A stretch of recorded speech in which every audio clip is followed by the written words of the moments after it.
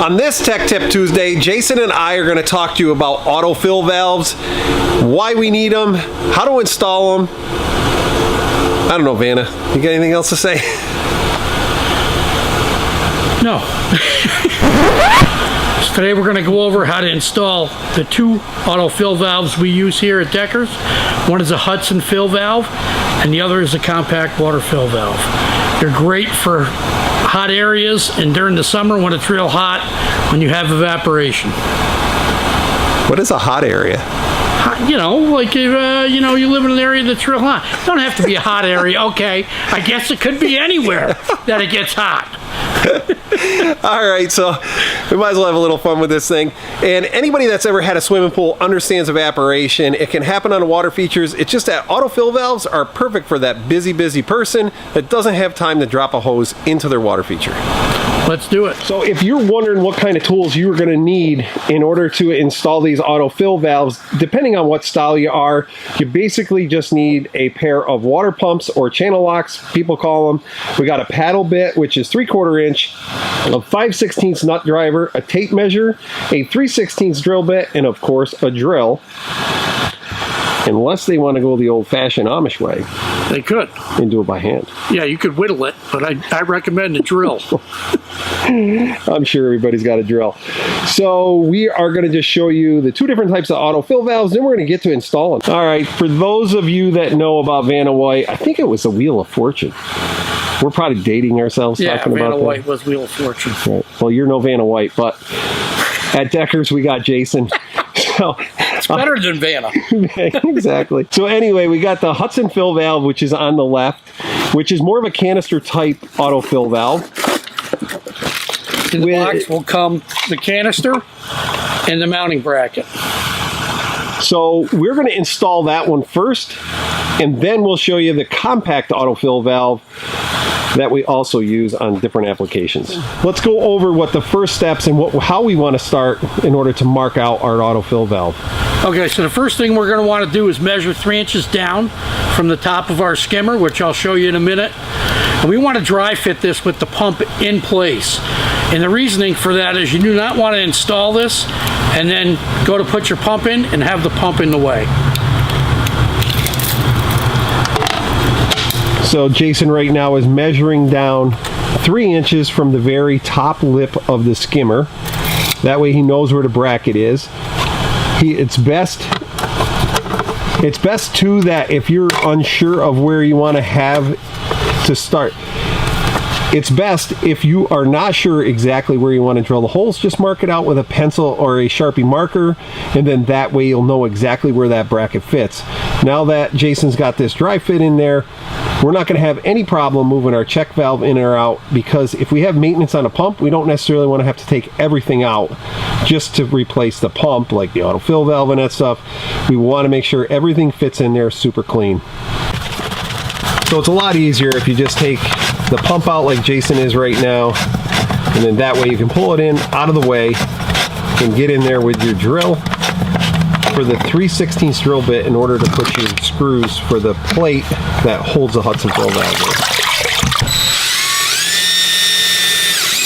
in. Jason went ahead and marked out where that bracket plate goes and drilled that 3/16 inch hole just off of the side exactly where it is. So basically it works out to be like 1 inch from the side of the plate, and then in order to drill the next hole, it's got to be 1 inch center to the right of that hole. And then that way the 2 bolts can come in through the back and bolt up the bracket, which he is going to do right now. All right, so what we have here is our 2 mounting screws. They're 3/16 screws with washers. Just unscrew them out. Don't drop anything. So now I'm going to put my bracket in accordance with my holes and start screwing the nuts in, or the screws in from the back side. And then what we use is a 5/16 nut driver or socket to just snug it up in the back. You don't want to crank them too tight because it is only plastic and you can break it. And in that bracket is like a brass insert, and sometimes, like if you, like Jason was saying, if you get a little overzealous with it and start cranking that thing down, there's just the way the inserts are in there, you could dislodge them and then all kinds of problems. Yeah. So this bracket here will actually hold your canister for your Hudson fill valve, and there's a wing nut in the back. That is fun to get to. But you can loosen it, and it allows you to move this to whatever level you may need of that. With the Aquascape products, this works great. You know, by going by their measurements, 3 inches down. But say you're not using an Aquascape skimmer, or maybe you're using it on an aqua basin or something, this allows you to adjust it to whatever level you need. And then your Hudson fill valve slides right in. So now that Jason's got that in there, there's a little port right here where the water starts to come out of. So a lot of times, if you're putting this into an existing pond that's already full, it would be pretty simple to set that Hudson fill valve. If you're going to set this up as a new construction like we are here, you can either measure right from the bottom of the thread of that bulk fitting that's to the right of that where your overflow is, or you could set it with your laser if that's what you're going to use.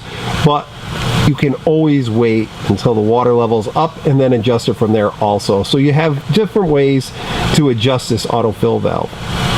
Where are we going next, Jay? We're going to use our 1/4 inch autofill valve line, and how this goes in is the back side of this Hudson fill valve has a 1/4 inch hole. Once this locks in, why don't you show them from this side where we got the camera. Go ahead, push it in. Push it in. So it is a compression lock. It's kind of like a shark bite, which people are familiar with now. Take your hand out of the way. See how that's in there now?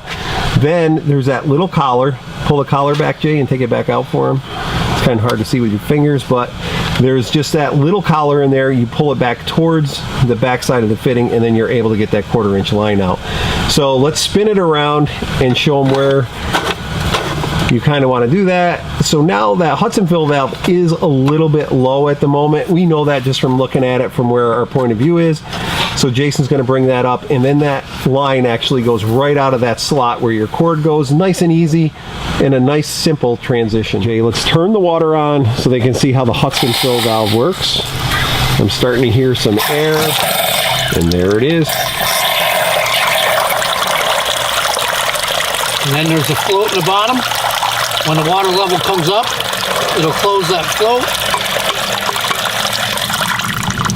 And hopefully you can see what my fingers there, or my hand. Yeah, so Jason, I'm hoping you can hear him with the water when the water was running, but underneath there is the float. So when the water comes up, it kind of just closes that valve. When the water level goes down, he's going to release his hand right now, and the water comes back out. So that is the Hudson fill valve. So next we're going to go over with you is a compact fill valve. So you can see the difference, and then you can determine for whatever application you're going to use it for, which autofill valve you would rather use. Jason, why don't you give them a little rundown of what's in the box on the compact water fill valve? All right. So in the box comes with the float and the mounting bracket. Comes with a fitting if you want to, or actually comes with a bunch of fittings depending on which way or what water source you're going to mount this to. Or not mount it to, what water source you're going to use. What's going to supply it? Exactly. Supply line. Perfect. Couldn't have said it better myself. So here we have our fitting for our 1/4 inch line, which we're actually going to use on this, our autofill line. You could hook this to your irrigation system. If you have a PVC line ran out to your pond, which I don't think I've ever seen, but they might. Possible. You know what? That could happen in Florida. I've seen a lot of Schedule 40 PVC for water supply lines, so that's probably what that's about. Oh, I got you. Or you can just hook it to a garden hose, which is really sketchy in a sense. Yeah. You want to hook things up more permanent, but if you're in a pinch, most certainly you could do exactly what Jason's talking about. All right, so let me explain this float, and there's actually a valve in here with the mounting bracket. So this float is similar to the float in the back inside the tank part of your toilet. And so me and Al are laughing because we talked about it earlier. This is take 22, by the way. So like in the back of your toilet, when the float, the water level drops, when you flush your toilet, the float drops and it'll call for water, which opens this valve in here. And after the toilet's flushed, it'll start filling, but we're not working with the toilet here. The pond. It's a concept. You're using the concept. Yes. As it comes back up, it'll push this float up and the valve will close in there. I'll be able to show you that a little easier later when we have it mounted to the skimmer. Jay, you know what would come in handy? Jeff Dunham. He could just stand over there and talk for you, and you could just kind of move your mouth. And I'd just be the dummy? No, that's not what I meant. I mean, sometimes you get tongue-tied on these videos. All of us do. Yeah. It's too funny. Anyway, let's enough nonsense. Let's show them exactly how this compact water fill valve goes in the skimmer. All right. So what Jason has there is a 3/4 inch paddle bit, which we showed you the tools you would need to install any of these types of fill valves in the beginning of this video. Basically what we did is we used for a center point one of the other holes, because this is a training skimmer in our training facility. But on the directions for this compact water fill valve, in there it basically says to drill that 3/4 inch hole 2 inches above water line. One of the ways you can do it is that right hand side bulk fitting is our overflow. So if the pond fills up too much, it'll go out there in a controlled source. So if you were to take a level and level over from the bottom of that opening and then measure up 2 inches, that would be your center point, which we got lucky because it was the same as the last fill valve we wanted to show everybody. It lined right up for us. Doesn't always happen, does it? No, it usually doesn't work that way. All right, Vanna, take us away. All right, so I'm going to go ahead and show you how we install this. On the mounting bracket, there's a nut on the outside and there's a rubber washer on the inside. Going to leave that rubber washer in there. Always keep it on the inside. Helps it seal, just like there is on bulk fittings. With bulk fittings, you get a plastic washer with it as well. But we don't need a plastic washer on it. There's a washer built right into the nut on the back side of this. So we'll insert this 3/4 inch mounting bracket into the 3/4 inch hole, leaving the rubber gasket on the inside, and then the nut goes on the back side. And if Al comes around back, I can show you how we tighten this up. So we've got our mounting bracket pushed through the hole. I've got the nut on the back side. I'm going to tighten it as tight as I can by hand. And because it's plastic, we're not going to crank this down real tight. So using a small set of channel locks, just snug it up pretty good. That rubber gasket will seal it up nice. And then next we're going to install our mounting bracket. Or not our mounting bracket. We already put our mounting bracket in. We did. Next we're going to install our fitting. Hey, just a sidebar. If you were to work with Jeff Dunham, which character do you think he would be? Oh, God, I don't know. Have you seen that redneck guy? Bubba? Bubba. That's the first thing that came to my mind. Yeah, Bubba's pretty cool. He is cool. And he looks good like me. He's got away with women, that guy. All right. So get back to the serious part of this. All right, so we've got that installed on the back. Now we're going to want to put some Teflon tape on the threads of this to seal it up. And I'm going to be putting this on here clockwise. And the reason I go clockwise is that if I went counterclockwise, when we installed this fitting, it would actually loosen, or I wouldn't say loosen, it would take the tape off as I tightened it up. So if I go with the threads, it'll seal it up and it won't come off. Same thing, I'll do that hand tight, and then tighten it with channel locks. So this next fitting, Jason had already put this together and tightened it up. We kind of jumped the gun a little bit, but that's okay. Because now is the fun part. Yes. Never mind putting that tape away, Vanna. We got people waiting to see what you're doing. So here's our 1/4 inch water line, just like the Hudson fill valve. It's got a compression fitting on the backside. It pushes in. It won't come back out. And if you do need to release it, you release it, push that little collar in. And if I can get it in. Well, you're trying to show it without your fingers being in the way, but it's kind of tough. anyway, you push this collar in, you got to hold it in, and then the line will pull back out. So this kind of reminds me of, a lot of people might know, like shark bites and stuff like that you might get at some of the home improvement stores. So it's kind of similar. Yeah, real similar. All right, let's turn this baby on so they can see the water flow.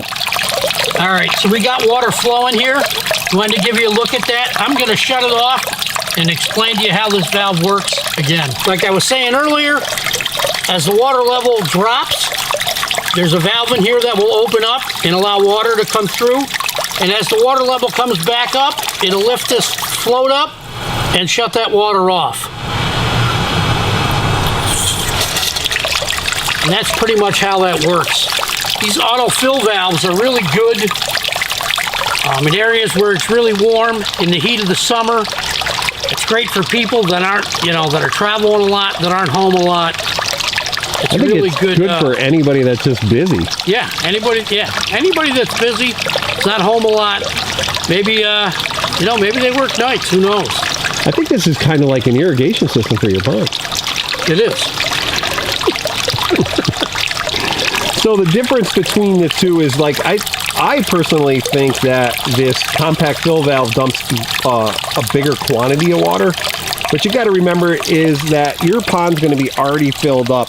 So if you get evaporation of a 1/4 inch, this thing will fill up a 1/4 inch. It's not like if somebody forgets to fill up their pond because of evaporation, especially for those of you in warmer climates, and they get home and their pond is sucking air. Let's face it, pumps are expensive nowadays. So to get into a autofill valve complete for under $100 with one of these compact ones, I think it's money ahead. That it is. I didn't mean install price of $100. I just meant people can buy it for $100. Oh yeah. So now we have shown them both of the compact autofill valves. Got anything else you want to add? No, just I think the most important thing when you're installing these is when you drill them holes, make sure that's above water level. Good point. So that is another Tech Tip Tuesday brought to you by Jeff and Bubba. Better known as Alan and Jason. All right, we hope you guys enjoyed this video. If this is the sort of thing you want to see, come on back every Tuesday, because every Tuesday is going to be another tech tip. Jason, what do they have to do? Like, subscribe, give us a comment. In the comment thing, if there's anything else you'd like to learn about, just let us know. You forgot your favorite part. And don't forget to hit that bell for notifications. Ding, ding.